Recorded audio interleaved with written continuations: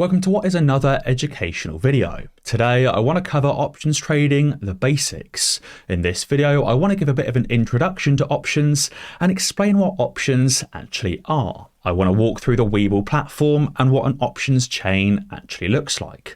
I want to explain the basics behind call options and put options and how you can buy those options, and then a short while later how you can sell those options. In this video, I only really want to cover the basics, and I don't want to get into too much of the complexities of options, such as the options Greeks, and also how you can sell to open those options and buy them back later. For that more complex option discussion, I want to save that for a later educational video where we can cover options in more depth. But today, I just want to explain and teach the basics. So first, before we walk through the Webull platform, I want to explain what an option actually is. So an option gives you the right to buy or to sell a stock at a certain price. Usually in the stock market, you go to the stock market and buy that stock at whatever the current price is. Or maybe you set a limit order to buy that stock when the price hits that limit. But with an option, it gives you the option, not the requirement or the responsibility, to buy a certain stock at a certain price at a certain time in the future. Even if during that time in the future the stock isn't trading for that specific price, you still have the option to buy it at that discounted price. So when you look at the name of a specific option, it'll always be structured in a specific way. First, it will give you the stock ticker, whether that's Tesla, Nvidia, Apple, or the S&P 500. It will then give you that expiration date, which is that point in the future when you can buy that stock for a certain price. For example here, November 13th, 2023. It will then give you that option price, whether it's $450, $460, or $452, or anything above and below, for example. That is the price in which you can buy that stock at any time in the future. And then last of all, it will tell you whether it's a call option or a put option. Now, as I said, options give you the right, but not the obligation or the requirement to buy or to short a stock. With a call option, that's the one that gives you the right, but not the obligation to buy those shares. And obviously on the flip side, we have those put options, which give you the option, but not the requirement or obligation to short a security at a specific price by a specific date. So obviously, if you think a stock price is going to go up, you buy a call option, which is the same or similar to buying shares.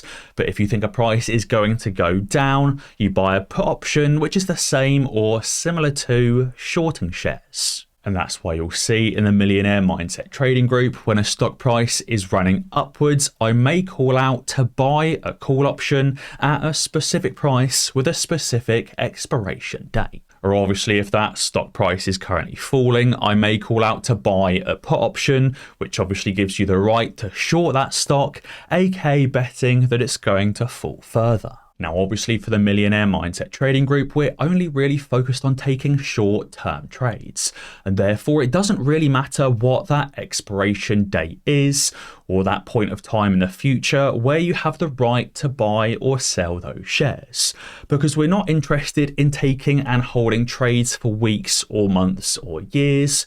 We only take our trades with the intention to hold them for a few minutes or a few hours at most. And therefore, on that same line, it doesn't really matter what happens when that expiration date comes closer or when that expiration date passes, but I'll explain it anyway. So with options contracts, you can either buy that call option or buy that put option, and then in a short while later, sell that call option or sell that put option, which is what we're going to mostly focus on doing. But you also, as I said, have the option to exercise that contract. You could exercise that option and actually buy those underlying shares at that specific underlying options price.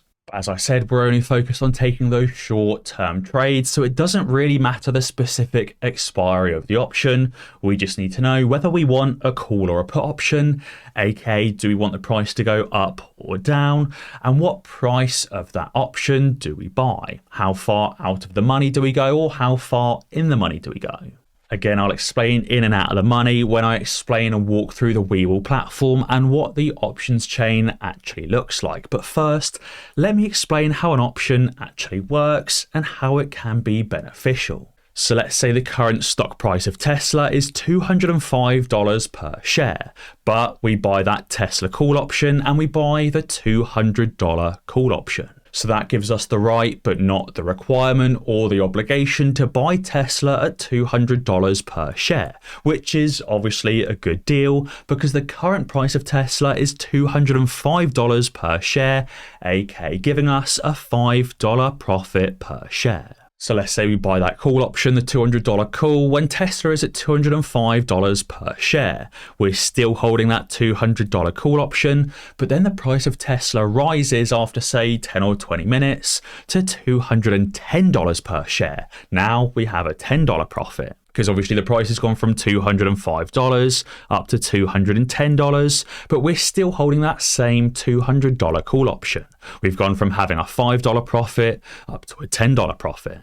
Now, obviously, that for us is great because a $5 profit to a $10 profit is effectively a 100% gain on our call option, because obviously going from $5 to $10 is the same as doubling or the same as getting a 100% gain. So even though the price of Tesla increased very minimally from $205 to $210, which is give or take a 2.5% gain, our option actually had a massive increase and generated us a 100% gain. Because obviously where the underlying stock went from $205 to $210, a small jump, our profit on that option went from $5 of profit to $10 of profit, which is obviously a massive jump in comparison. Now, obviously, that was a very simple way to explain call options or to explain put options without factoring in any of the Greeks. Obviously, it's not as simple as Tesla increasing from $205 to $210 because the volatility goes up and down all over the place. Obviously, it depends if it increases in half an hour, in 2 minutes, or in 5 days. And there's lots of other things that come into play. And on top of that, the market makers or whoever is writing these options contracts wants to make their profit too and obviously hedge their risk on the options. That's then where all of the Greeks come into play. And even though there's a difference between Tesla's current price of $205 and the call option of $200, which is a $5 profit or a $5 difference, the option may not be worth exactly $5 because you have to factor in all of the Greeks. And then at the same time, a short while later, while the price may have increased to $210 and the option has stayed the same, it's not quite a $10 profit because of the passing of time, volatility, their own hedging and everything else that factors in to those Greeks. But that is the basics. Now, obviously, on the flip side, you may say, well, Tom, if I have that $200 call option and the price actually falls from $205 to $199, does that mean my option is worthless? Because obviously nobody's going to buy a stock for $200 if they can buy it for $199. Again, it's give or take worthless, but obviously it's not quite because of all of those Greeks that factor in. There's still time for the price to go back upwards. There's still volatility that could happen, again, pushing the price upwards higher. And obviously, as I said, the rest of those Greeks factor in as well. So therefore, even though the current stock price has fallen below your call option contract price, it may not be worthless entirely. It may still be worth something. So let's put all of this into practice and let's look at an actual options chain for Tesla and let's look on Webull. Your trading platform may look slightly different, but as I said, I'll always use Webull as an example as it's a free platform and also has a web app as well. So this here is the Tesla options chain for the week ending the 17th of November 2023, which is this week. You could obviously change those expiries and push it out later, like the 15th of December 2023, the 19th of January 2024, and later too. But as I said, we're not really too fussed on these expiries because we're not holding these options contracts for weeks, months, or years. So on the left-hand side, we have all of the call options, and on the right-hand side, we have all of the put options. And here in the middle, we have the different strike prices, which are those options contract prices. So looking a little bit deeper, other than calls on the left and puts on the right, we can see we've got a few different headings. The most important ones to pay attention to really, I guess, are last price and the strike price, but also the volume is kind of important too. So obviously the last price is the last traded price of that option, whether it's $6.70 per option, $8.30, $10, $11.80, so on and so forth. And obviously the strike price is the price of that options contract versus the Tesla current share price, whether we're buying options for Tesla at $200, $205, $210, or so on. And obviously, as I said, puts are on the right, so the difference between the actual put option contract prices are at $2.60, $3.30, $4.25, and so on. So obviously you can scroll up and down to find more options, many of which are in the money and many of which are out of the money. So the current share price of Tesla, as at the time of making this video, is $214 per share. That means any call option contract below that price is in the money, because obviously the share price is above your options price. Obviously, any call option contract past that value is at the moment out of the money, because obviously the options contract is higher than the current stock price, and therefore it's not really worth that much or not really worth its weight in gold. Now that is so because obviously with a call option, we want the price to go up, and therefore if an option price is below the current trading price, it's in the money and therefore obviously worth exercising that option. But obviously if the current option price is above the current share price, it's not in the money because it's not worth exercising that option, because why would you buy shares of Tesla for $230 on an option when you can buy them right now for just $214 at the market? And obviously with a put option, the inverse is true, because obviously we're shorting the stock to buy it back later. So it doesn't matter if we sell it for $230, because right now we can buy it back straight away for just $214. And obviously the reverse or the extended is true. And obviously we can see that more options are traded in terms of volume closer to the money. There's tons of options traded for these 210 and 212.5 call options, but very few options traded for the $50 call options. So as you can see, by and large, when the price of Tesla goes up, whether it goes from 214 to 219 or 224 or wherever that stock price goes, the value of the call options contract goes up as well. So obviously you can see right now the $220 call option is only $3.15 per option, because obviously the price of Tesla is below that amount.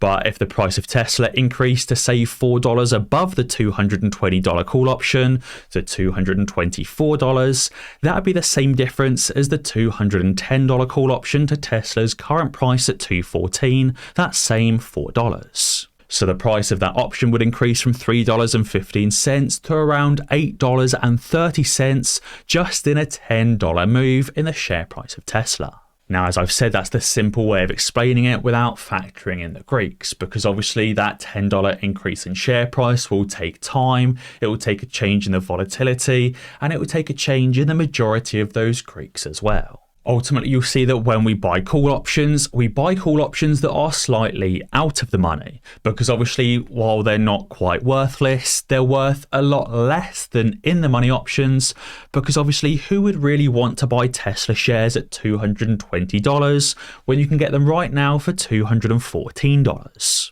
The reason why we're buying these calls is because we're speculating the price of Tesla is going to go up.